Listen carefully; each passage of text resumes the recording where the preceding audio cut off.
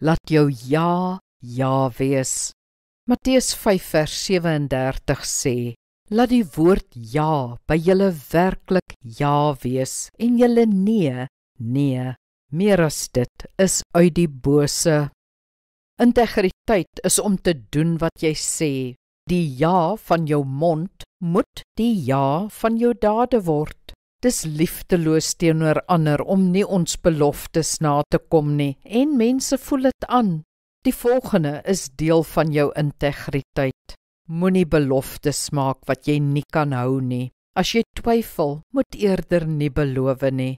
As jy iets onderneem het jy 'n dure plig. Dan moet jy dit uitvoer as 'n saak van eer. Laat weet as jy nog nie by iets kon uitkom nie. Sê dis steeds op jou lys en doen hernuide moeite. Maak so gou moontlik verskoning as jy sien jy gaan nie by iets uitkom nie, maar probeer dit tog vermy. En as jy wel van iets vergeet het, maak dadelik verskoning en doen moeite om vir jou fout te vergoed.